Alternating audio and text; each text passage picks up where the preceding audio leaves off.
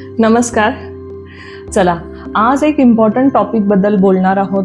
आपण मागे एक कंप्लीट केली आहे सिरीज, ज्याच्यामध्ये आपण रुलिंग नंबर बद्दल पूर्ण बोललो डिटेल. ओके, पण फक्त आपल्या जन्मतारखेमध्ये फक्त रुलिंग नंबर इम्पॉर्टंट नसतं, रुलिंग बरोबर डेस्टिनी नंबर पण तितकंच महत्त्वाचं असतं. एक साधारण आपल्या वयाच्या 30-35 नंतर साधारण त्याचं ॲक्टिवेशन वाढत जातं आपल्या डेस्टिनी नंबरचं. ओके, तर आज आपण बघणार आहोत आपला डेस्टिनी नंबर असतं काय आणि काय महत्त्व असतं त्याचं आपल्या लाईफमध्ये. ओके, तर पहिलं शिकूया की डेस्टिनी नंबर काढतात कसं. ठीक आहे, तुम्हाला काय करायचं आहे, तुमची पूर्ण जन्मतारीख घ्यायची आहे, त्याचं पूर्ण टोटल करायचं आहे. ओके, म्हणजे कसं, आता माझी थोडक्यात जन्मतारीख आहे 7 फेब्रुवारी 1995. तर मी काय करणार, 7 + 2 म्हणजे फेब्रुवारी प्लस 1985. जे काही टोटल येणार अगेन त्याला सिंगल डिजिटमध्ये करणार आणि त्याचं जे काही सिंगल डिजिटमध्ये टोटल येणार that is my destiny number. ठीक आहे, तर आपल्या जन्मतारखेचा पूर्ण जन्मतारखेचा जो टोटल येतो सिंगल डिजिटमध्ये, एक शेवटचा जो अंक असतो तो तुमचा डेस्टिनी नंबर असतो. तो तितकाच महत्त्वाचा असतो जितका तुमचा रुलिंग नंबर महत्त्वाचा असतो. ठीक आहे, तर आज आपण बघूया ह्याचं महत्त्व काय आहे आपल्या आयुष्यामध्ये.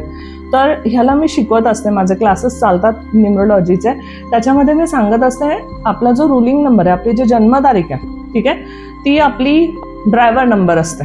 ठीक आहे, आणि जे आपलं डेस्टिनी नंबर आहे तो आपला कंडक्टर असतो. ठीक आहे, कंडक्टर बघ, गाडीत आपण बसतो, आपण ड्रायव्हरला तेवढं बघतो, तेवढं म्हणजे बाहेरून एक पर्सनॅलिटी आपल्याला कळते की तुमचं कसं असेल, तुमचं नेचर कसं असेल, तुमचं बाकीचं बिहेवियर पॅटर्न कसं असेल, साधारण एक व्यक्तिमत्व आपण असं म्हणतो ना, ते आपण ह्यानी समजू शकतो. ठीक आहे, तुमच्या डेट ऑफ बर्थने.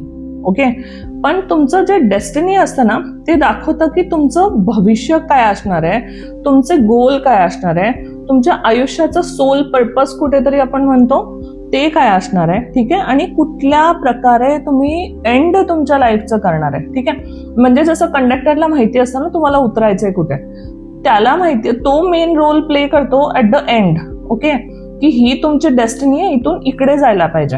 कारण ड्रायव्हर फक्त गाडी चालवणार. ओके, डेस्टिनी पर्यंत पोहोचवायचं काम, तुमचं डेस्टिनी आली टिंग टिंग टिंग, तो तर है ना कंडक्टरच करणार आहे.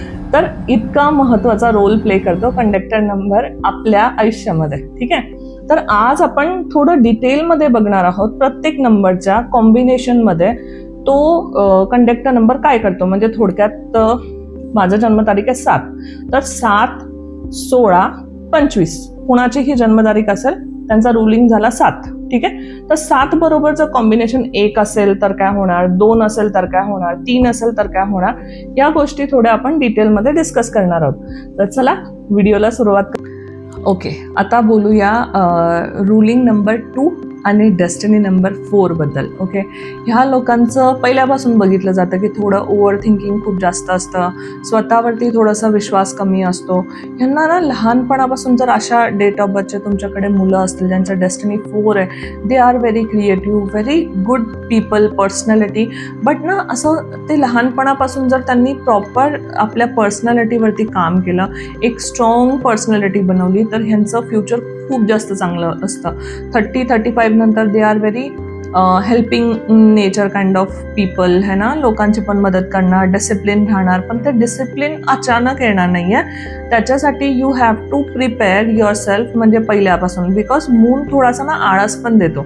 ठीक आहे, आणि राहू मी जसं पहिलंच बोलले की जसं त्याला चालवणार तसा तो चालणार. ओके, जर पहिल्यापासून तुम्ही डिसिप्लिनमध्ये राहिला आणि पहिल्यापासून स्वतःला जर मोटिवेट करत राहिला, एक चांगली पर्सनॅलिटी बनवली ना, 30-35 नंतर एक grow like a very good beautiful flower असं, किंवा एक लाईटमध्ये ट्रान्सफर होऊ शकतं, जे लोकांना पण हेल्प करताय, स्वतःचं पण प्रोग्रेस करताय, ग्रोथ करताय, अशा टाईपचं बघितलं जातं. तर ओव्हरऑल खूप छान असतं.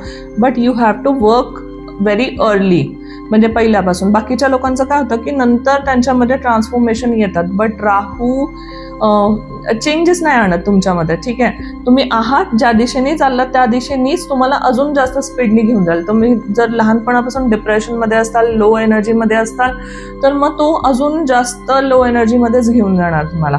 तर अशा मुलांना नेहमी, किंवा तुम्ही असताल त्या पर्सनॅलिटीचे, लहान वयाचे असताल किंवा आता पण ना, स्वतःला सुधार करायचे प्रयत्न करा. थोडे एफर्ट जास्त लावावे लागतील, बट केल्यानंतर 100% चेंजेस दिसतात लाईफमध्ये आणि खूप छान लाईफ करू शकतात हे लोक, जर आपल्या ओव्हर थिंकिंग आणि बाकीच्या गोष्टींचं कंट्रोल केलं, मेडिटेशन केलं, थोडंसं स्वतःला ग्राउंडेड करायचा प्रयत्न केला.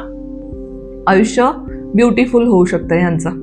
आता बोलूया रुलिंग नंबर 2 आणि डेस्टिनी नंबर 5ची. जर तुमचा रुलिंग नंबर 2 आणि डेस्टिनी नंबर 5 असेल तर हे खूप डायनॅमिक कॉम्बिनेशन असं आपण म्हणू शकतो, बिकॉज दोन्ही पण वाहणारे, म्हणजे मून 2 नंबर इंडिकेट ना एक वाहत राहणं, ओके, कंटिन्युशन असं, आणि 5 पण कुठेतरी मर्क्युरी तेच इंडिकेट करतं. तर ह्यांचं असं बघितलं जातं ना, चंचल खूप जास्त असतं. ठीक आहे, खूप पटापट डिसिजन घेणार, फटाफट त्यांना अडकायला आवडत नाही लहानपणापासून, आणि मग नंतर 30-35 नंतर दे लव्ह ॲडव्हेंचर, ओके, दे लव्ह ट्रॅव्हलिंग, आहे ना. अशा टाईपचंच काम पण असू शकतं ह्यांचं, किंवा स्विच करू शकतात त्यावेळेला ट्रॅव्हलिंग रिलेटेड कामामध्ये, किंवा असं ज्याच्यामध्ये मुवमेंट होते, ज्याच्यामध्ये ना खूप चेंजेस होतात, अचानक वेगळ्या वेगळ्या गोष्टी एक्सपिरियन्स करायला भेटतात, वेगळे कल्चर बघायला भेटतात. अशा टाईपचं मीडिया फील्डमध्ये खूप चांगलं करू शकतात, जिथे ना व्हरायटीज आहेत, ओके, वेगळ्या वेगळ्या डिफरंट काइंड ऑफ गोष्टींच्या व्हरायटीज असतात. अशा टाईपचं लाईफ यांना आवडतं. आणि लाईफ पण ह्यांचं ना असंच असतं की एकदम लहानपणामध्ये एका टाईपचं असेल, मग टीन एजमध्ये एका टाईपचं असेल, म्हणजे हे स्वतःमध्ये चेंजेस फील करू शकतात की इट्स लाईक का ना एकदम ट्विस्ट अँड टर्नवालं, की एकदमच लाईफ अशी होती, एकदमच अशी झाली, मग मी असा झालो, अशा टाईपचं ह्यांना फील होऊ शकतं की, आणि मग नंतर ग्रॅज्युएशन नंतर मी असा झालो, जॉब लागल्यानंतर मी अशी माझी पर्सनॅलिटी, म्हणजे एक ना ट्रान्सफॉर्मेशन कुठेतरी दाखवतं, चेंजेस कुठेतरी दाखवतं कंटिन्युशनमध्ये. सो ओव्हरऑल ह्यांचं लाईफ खूप चांगलं असतं, ॲडव्हेंचरनी भरलेलं असतं, ओके. त्या गोष्टींना ह्यांनी हॅपीली ॲक्सेप्ट करायला शिकलं, त्या चेंजेसला अडॉप्ट व्यवस्थित केलं ना, तर मग लाईफ खूप ब्युटिफुल असतं ह्यांचं. खूप सारे कलर्स एक्सपिरियन्स करू शकतात लाईफचे हे लोक, आणि खूप ब्युटिफुल लाईफ असते. आता बोलूया रुलिंग नंबर 2 आणि डेस्टिनी नंबर 6 बद्दल.